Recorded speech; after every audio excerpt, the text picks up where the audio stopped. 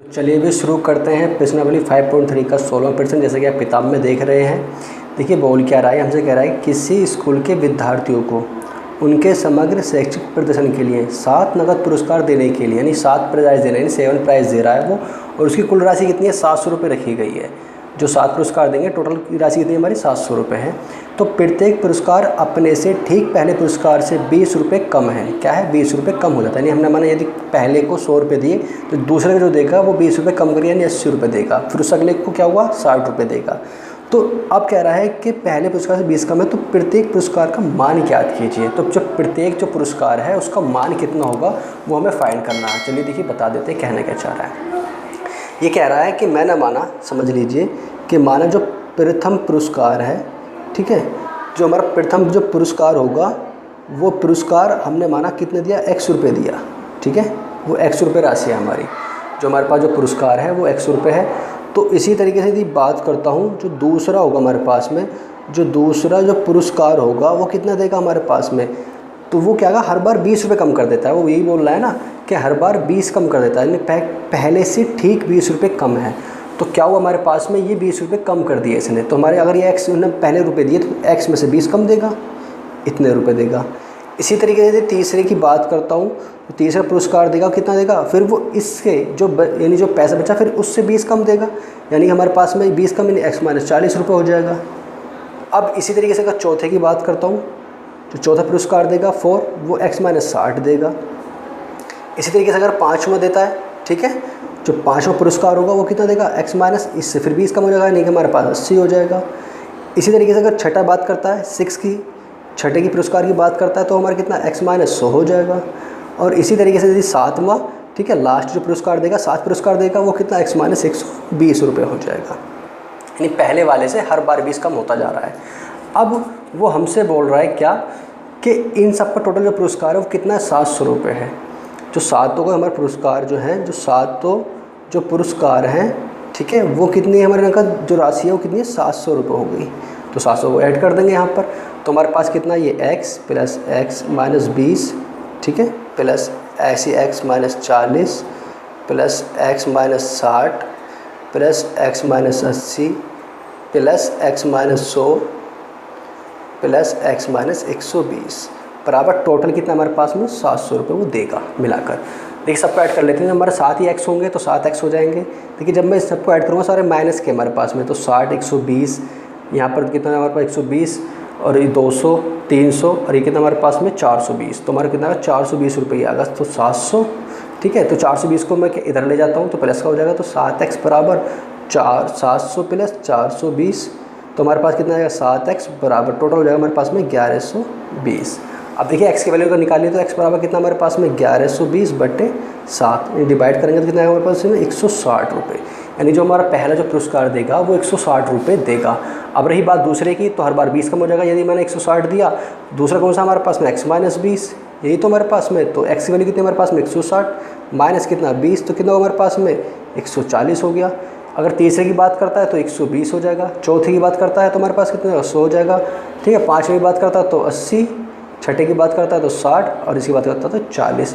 तो इस तरीके से हमारे क्या आएगा सारे पुरस्कार निकल। इसी तरीके से देखा हमारे पास 17वां सवाल कि एक स्कूल के विद्यार्थी ने वायु प्रदूषण कम करने के लिए स्कूल के अंदर और बाहर पेड़ लगाने के बारे में सोचा और ये निर्णय लिया कि प्रत्येक कक्षा का प्रत्येक अनुभाग अपनी कक्षा की संख्या के बराबर पेड़ लगाएगा। उदाहरण के लिए यदि कक्षा 1 का अनुभाग 1 पेड़ लगाएगा, और इसी तरीके से आगे दे रखा है उसने, ठीक है, देख लेते हैं क्या बोल रहा है कि सेकंड में जो बोल रहा है कि सेकंड का अनुभाग सेकंड यानी 2 पेड़ लगाएगा, थर्ड 3 पेड़ लगाएगा, ठीक है, और इसी प्रकार से 12 तक चलता रहेगा, कक्षा 12 तक चलेगा।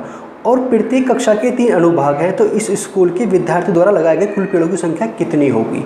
ठीक, अब मैं आपको समझा देता हूँ कहना क्या चाह रहा है। भाई ये कहना चाह रहा है कि हमारे पास में क्या है कक्षा दी हुई है, ठीक, ध्यान से समझेंगे कि हमारे पास कक्षा कैसे दी हुई है कि कक्षा 1 है हमारे पास, तो हमने माना क्वेश्चन नंबर जो हमारे पास कितना है 17, हमारे पास कक्षा कितनी दी हुई है कक्षा 1, तो वो कितना करता है वो 1 पेड़ लगाता है, कितना लगाता है 1 ही पेड़ लगाता है, लेकिन उसके अनुभाग कितने हैं वो 3 दिए हुए हैं, अर्थात हमने माना सेक्शन हो गए ABC। तो हमारे पास कक्षा 1 के 3 अनुभाग कितने पेड़ लगाए उसने 3 पेड़ लगाए। ऐसी सेकंड के लिए अगर बात करता हूँ तो कितने हमारे पास में भी सेकंड है तो 2 पेड़ लगाएगा, इन अर्थात 2 लगाएगा। अनुभाग कितने 3 तो 6 पेड़ हो गए। इसी तरीके से थर्ड की बात करता हूँ तो हमारे पास कितनी क्लास है, थर्ड क्लास तो 3 पेड़ लगाएगा और हमारे पास 3 ही सेक्शन है तो कितना 3 3 9। इसी तरीके से फोर्थ क्लास में कितना करेगा, वो भी हमारे कितना 4 पेड़ लगाएगा। कितने सेक्शन है 3 है तो 4 3 12। तो इस तरीके से हमारी एक श्रेणी बनती जा रही है। क्या बनती जा रही है हमारे पास श्रेणी, कौन सी 3 6 9 12। और डॉट डॉट कहाँ तक लगाएगा भाई 12 है हमारे पास में, 12 पदों तक, यानी 12 संख्या यानी एन की वैल्यू 12 लगाएगा। वो समझ में आ रही है, क्लियर। तो बस हमें क्या करना, कितने पेड़ लगाएगा वो निकालना, तो उनके योगफल निकाल लेंगे, हम समझ जाएगा हमारे पास में। तो देखिए ए बराबर तो 3 हो गया और डी की वैल्यू निकालूंगा तो 6 - 3 बराबर कितना 3 आ जाएगा। ठीक, अब यहाँ से n बराबर कितना हमारे पास 12। अब इनका योगफल निकाल लेना है।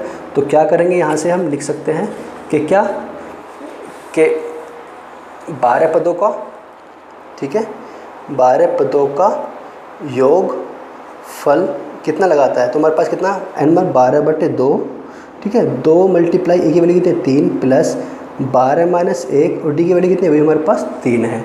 बस सॉल्व कर लेंगे भाई यहाँ से। अब जब सॉल्व करके हमारा जो आंसर आएगा वो हमारा इसका योगफल होगा। तो हमारा कितना बचा यहाँ से, अगर इसको डिवाइड कर दूँ तो 6 हो जाएगा। ये हमारे पास 6 11 3 33 हो गया। ठीक, तो 6 और यहाँ 33 में से जोड़ देंगे तो हमारे पास 39 हो जाएगा। ठीक है, और 39 की मल्टीप्लाई करेंगे 6 से तो कितना आएगा हमारे पास में 234। तो कितना होंगे टोटल पेड़ कितना लगाएगा, 234 पेड़ हमारे वो लगाएगा।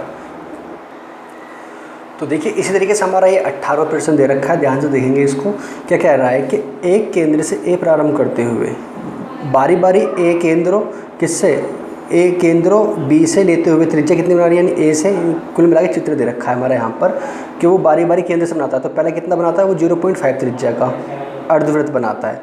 फिर उसके बाद 1 का, यानी पूरे यहाँ से अर्धवृत्त कितना बना 1 का बना, फिर कितना 1.5 का बनाता है, फिर यहाँ से 2 का बनाता है। तो इस तरीके से हमारा क्या बनाते जा रहा है, कितना बना रहा है वो 13 क्रमागत अर्धवृत्तों से बने इस सर्पिल की कुल लंबाई क्या है वो ज्ञात करा रहा है हमारे, यानी जो हमारे पास ये बनता जा रहा है वो 13 बनेंगे, 13 बनेंगे। तो टोटली उसकी कुल लंबाई कितनी है वो हमें फाइंड करानी है। तो चलिए अब समझाते हैं इसको, अच्छी तरीके से समझते हैं। तो देखिए हमारे पास ध्यान से देखेंगे, हमारे पास कितना है वो 89% हो गया। तो हमने माना देखिए पहले कितना बनाता है वो 0.5 बना रहा है। ठीक, उसके बाद 1 बना रहा है, फिर 1.5 बना रहा है, फिर कितना 2 बना रहा है। तो इस तरीके से हमारी क्या एक श्रेणी बनती जा रही है। तो देखिए ध्यान से, वो कितने सर्किल बना रहा है, वो A13 बना रहा है, यानी 13 बना रहा है। तो पहले एक काम कर लीजिए, यहाँ से जो 13वां पद है वो यहाँ जो 13वां पद है वो कितना हुआ वो निकाल लेते हैं।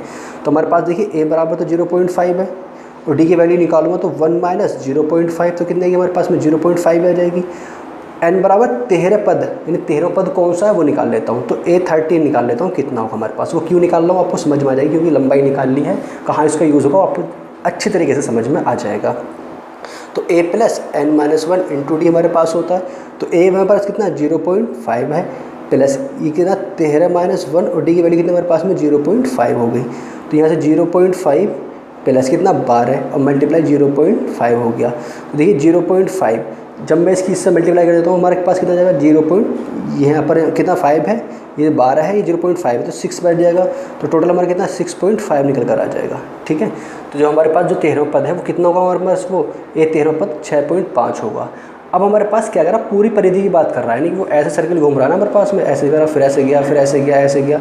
तो हमारी पूरी परिधि अगर बात करता हूँ तो हमारे पास परिधि कितनी होती है 2πr होती है। अब वो आधा चला, ये पूरे सर्किल तो हमारा कितना होता है, यानी पूरी परिधि कितनी होती है हमारे पास 2πr, वो आधा चला तो कितना मतलब πr चला। और कितने चल रहे हैं हमारे, वो 13 है हमारे पास। कितने हमारे पास में 13। तो हम कह सकते हैं कितने कि जो हमारे पास है इक्वल कह सकते हैं कि पाई है, πr1 चला। ठीक है, फिर प्लस दूसरा कितना चला, या ऐसा मान लीजिए πr2 चला, प्लस तीसरा πr3 चला, प्लस कहाँ तक चला, प्लस πr13 तक चला हमारा। वो कितने हमारे पास में जो कुल लंबाई है, ठीक है, वो कितने आ गई हमारे पास में कुल लंबाई कि πr1 πr2 πr3 कहाँ तक πr13 तक चली हमारी। वो कितने हमारे 13 तक पद हो गई। अब देखिए यहाँ से पाई कॉमन ले लेता हूँ तो यहाँ से देखिए r1 r2 कहाँ तक हमारे पास प्लस प्लस कितना r13 तक चले हमारे पास। ठीक, देखिए हमारे पास में पाई r1 की वैल्यू कितनी थी हमारे पास में 0.5 थी। ठीक, प्लस अगला कौन सा था हमारा 1 चला, फिर दूसरे की हमारी 1.5 थी, फिर इसकी फिर 2 कहाँ तक चली, वो 13 पद हमने अभी निकाला कितना 6.5 तक। तो यहाँ पर 6.5 आ गया। तो क्या इनका हमारा कुल लंबाई, तो लंबाई मतलब सबको जोड़ देंगे यानी योगफल निकाल लेंगे। तो जब भी हमें योगफल, यदि हमें क्या देखिए ए का मान दिया हुआ हो, फर्स्ट टर्म दिया हुआ हो और अंतिम पद यानी an लास्ट पद दिया हुआ हो, तो हमारे पास क्या है लास्ट पर 6.5 दिया हुआ है, निकाल चुके हैं। और ये कौन सा हमारा n बराबर 13वां पद है। तो देखिए हमारे पास n की वैल्यू फाइंड हो गई, a की वैल्यू फाइंड है और अंतिम पद भी ज्ञात है। तो योगफल के लिए हमारे पास एक फॉर्मूला मैंने आपको बताया था कि Sn बराबर क्या होता है n/2 a + l, ये मैंने आपको बताया था भाई। इसको लगा देंगे, वेरी सिंपल हमारा आंसर आ जाएगा। देखिए पाई की वैल्यू भी हम जानते हैं, देखिए बाद में रख देंगे, पहले इसको लगा देते हैं। तो देखिए यहाँ पर हमारा क्या है n/2, तो n की वैल्यू कितने हमारे पास 13 पद है हमारे, कितने पद थे 13 हैं, तो 13/2 और यहाँ से a की वैल्यू कितने 0.5 प्लस, और यहाँ से l की वैल्यू कितनी है, an की वैल्यू लास्ट टर्म कितना 6.5 है हमारे पास में। तो देखिए यहाँ से पाई की वैल्यू रख देते हैं 22/7 हमारी दी हुई है, ठीक है। और यहाँ से क्या कर लेते हैं हम, ये हमारा पास है मल्टीप्लाई में है, तो 13/2 और मेरा 7 बन जाएगा। देखिए सारे हमारे मल्टीप्लाई में आ गए, तो हम भी कह सकते हैं कि 22/7 मल्टीप्लाई 13/2 और मल्टीप्लाई 7, देखिए 7 से 7 कट जाएगा, 2 से जाएगा हमारे 11 बार। तो हमारे पास क्या बचा, हमारे पास बचा 11 मल्टीप्लाई 13, और जब इसकी मल्टीप्लाई करेंगे तो हमारे पास कितना जाएगा 143, यानी हमारे जो इसका जो योगफल आएगा, जो तार की जो कुल लंबाई है वो कितनी हमारे पास में 143, यानी 143 सेंटीमीटर है हमारे पास, ठीक है। तो देखिए इसी तरीके से इसका 19वां सवाल दे रखा है, वो कह रहा है कि 200 लट्ठों को ढेरी के रूप में इस प्रकार रखा जाता है कि सबसे नीचे वाली पंक्ति में 20 लट्ठे, जो सबसे नीचे वाली है उसमें कितना 20 रख रहा है, फिर उससे अगली वाली में 19 रख रहा है, फिर उससे अगली वाली में 18 रख रहा है। तो इसी तरीके से 200 लट्ठे रखे हुए हैं, टोटल कितने हमारे पास में 200 रखे हुए हैं। तो सबसे ऊपरी पंक्ति में कितने लट्ठे हैं, सबसे ऊपर वाली में कितने बैठेंगे, यानी वो कितना 20, 19, 18, 17 रखते रखते जो सबसे ऊपर वाली होगी उसमें कितने लट्ठे आएंगे, कितने लकड़ी के ये जो गट्ठे हैं वो कितने होंगे, ठीक है। तो चलिए शुरू करते हैं, इस सवाल को बताते हैं कॉपी पे करके। तो देखिए ध्यान से, हमने माना जो पहले हमारे पास में वो कितनी प्रथम लट्ठा हमारे पास में, ठीक है, वो कितने हमारे पास में 20 है।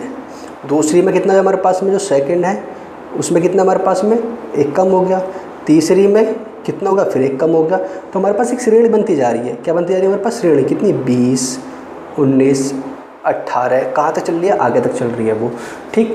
अब यदि बात करूँ, वो कह रहा टोटल कितने लट्ठे हमारे पास में, जो Sn की वैल्यू दे रखी है उन्होंने Sn बराबर दे रखा 200 है हमारे पास, टोटल इन सबका जो योग है वो कितना है 200 दे रखा है। तो हमारे पास कितने होंगे, n की वैल्यू निकालनी है, तो बहुत सिंपल होगा, तो a बराबर तो 20 हो गया, और यहाँ से d निकालूंगा तो 19 - 20 बराबर कितना -1 आ गया। तो a की वैल्यू आ गई, t की आ गई और Sn की वैल्यू आ गई, तो n निकाल सकते हैं। तो हमारा फॉर्मूला क्या है, Sn बराबर n/2 2a + n-1 × d, ये हमारे पास फॉर्मूला है, सभी अच्छी तरीके से जानते हैं, बस वैल्यू रख दीजिए। तो यहाँ 200, n हमें निकालना है, और 2 × 20 और प्लस यहाँ पर n-1 और t की वैल्यू कितनी -1 है। अब देखिए जब मैं इसको सॉल्व करता हूँ तो हमारे पास देखिए, जब मैं इसकी इधर ले जाता हूँ 2 को, तो ये 400 हो जाएगा हमारे पास। तो n ये हमारा कितना है यहाँ पर, ये 40 प्लस, देखिए यहाँ पर इस वाले माइनस है, चलिए बाद में माइनस कर देंगे ये, तो ये n-1 है, ये -1 यहाँ ऐसे रहने दीजिए। तो चलिए फिर इसके अंदर मल्टीप्लाई कर देते हैं, 400 तो हमारे पास ये हो गया, देखिए हमारे पास ये n तो ऐसे ही रहेगा, देखिए 40, ये जब -1 करेंगे तो देखिए इससे माइनस का तो ये n हो जाएगा, और ये प्लस का यहाँ पर हमारा 1 आ जाएगा। अब देखिए 400 हमारे पास है, अंदर मल्टीप्लाई कर दीजिए, तो यहाँ कितना हमारे पास में ये 40n माइनस के ये n² हो जाएगा, और यहाँ पर कितना प्लस का n हो जाएगा। देखिए सबको मैं इधर ले आता हूँ, जब मैं इधर लाऊंगा तो ये n हमारा कितना n का प्लस का हो जाएगा, देखिए 40 और 1 41 हो जाएगा, यानी कितने माइनस के इधर आगे 41n हो जाएगा, और प्लस का हमारे पास कितना ये 400 बराबर 0। अब देखिए हमारे पास क्या बन गया, एक गुणनखंड यानी फैक्टर बन गया। अब करने में इसके फैक्टर, अब फैक्टर जो करके आएंगे हमारी जो वैल्यू आएगी वो हमारा क्या होगा, इसका आंसर हो जाएगा।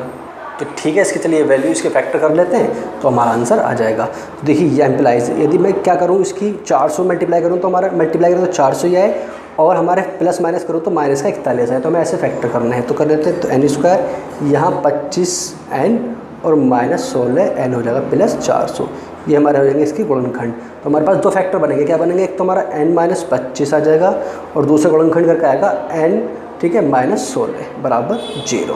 तो देखिए 2 वैल्यू आ गई हमारी, n-25 और n-16, यानी यहाँ से n का वैल्यू निकालो तो n बराबर तो 25 आ जाएगा, और n बराबर कितना 16 आ जाएगा। हमारे 2 वैल्यू निकल कर आ गई n की, पर हम क्या जानते हैं, हमारा n बराबर क्या होगा 25 के लिए असंभव होगा, ठीक ठीक है। यदि मैं निकालता हूँ तो असंभव होगा, क्योंकि हमारे इतने कुल जो टोटल है वो कितने 200 हैं, तो इसलिए n बराबर हमारा 16 से होगा।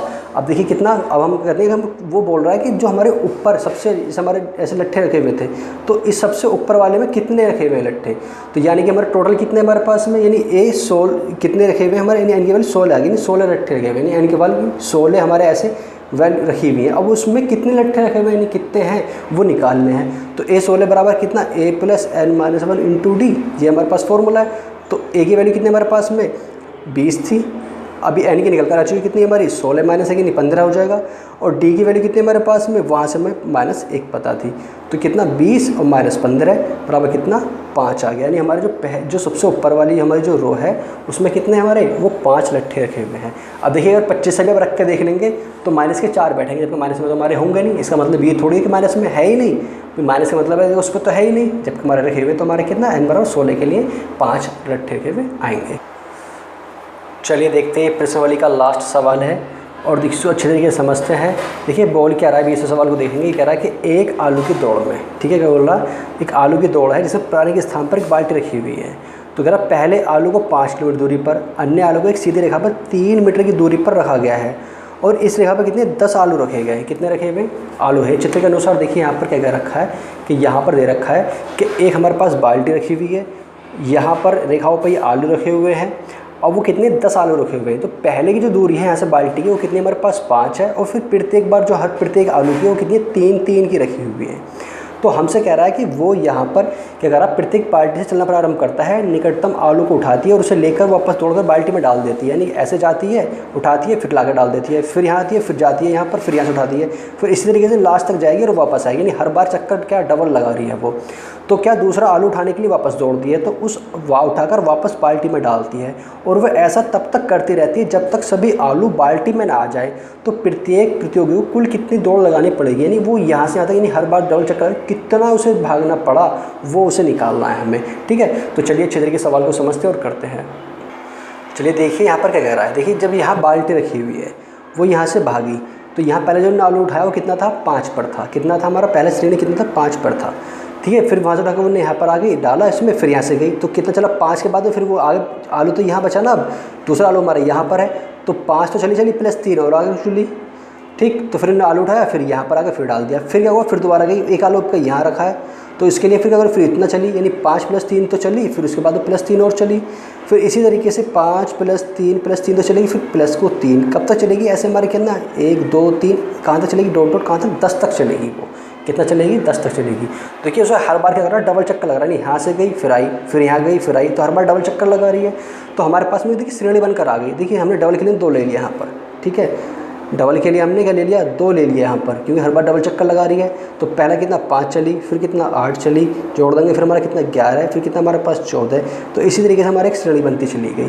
ठीक, तो यहाँ कह सकता हूँ कि मैं क्या इस श्रेणी से, तो a बराबर तो 5 आ जाएगा। ठीक है, d निकालता हूँ तो 8 - 5 बराबर कितना हमारे पास 3 आ गया, और n बराबर कितना 10 तक चलेगी, वो 10 बार जाएगी। 10 आलू रखे वहाँ पर उठाने के लिए, तो फॉर्मूला लगा देंगे यहाँ पर। देखिए 2 तो हमारे पास ये रहेगा क्योंकि डबल हमारा काम कर रही है इस वजह से। ठीक, अब हमारे यहाँ पर देखिए यहाँ पर कि n की वैल्यू कितनी है 10/2, 2 × 5 प्लस 10 - 1 और मल्टीप्लाई कितना हमारे पास में d की वैल्यू 3 निकल कर आई। बस इसको हम सॉल्व कर लेंगे और हमारा आंसर आ जाएगा। तो देखिए यहाँ पर यदि मैं इस 2 से 2 काट सकता हूँ, मल्टीप्लाई के अंदर है, तो यहाँ पर 2 × 10/2, ये तो मैंने ऐसे लिख लिया। अब देखिए यहाँ पर कितना हमारे पास ये 10 प्लस 9, 10 में से एक जाएगा तो 9 और मल्टीप्लाई 3 हमारे पास आ गया। ठीक, तो देखिए 2 से 2 ख़त्म, तो हमारे पास कितना बचा यहाँ पर ये 10, और यहाँ पर देखिए 9 × 27 और 10 कितना 37 हो जाएगा।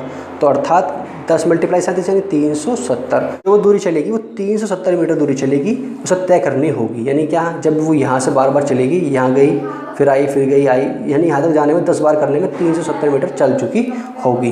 तो इसी तरीके से हमारे क्या हुआ, ये चैप्टर होता है ख़त्म, और आपको अच्छी तरीके से इसकी प्रिपेयरिंग करनी है। और यदि आपने मेरे और पार्ट नहीं देखे हैं तो नीचे मैंने लिंक दे दिया डिस्क्रिप्शन में, जाकर उस लिंक को देखें या प्लेलिस्ट से जाकर देखें, आपको अच्छी तरीके से समझ में आ जाएगा।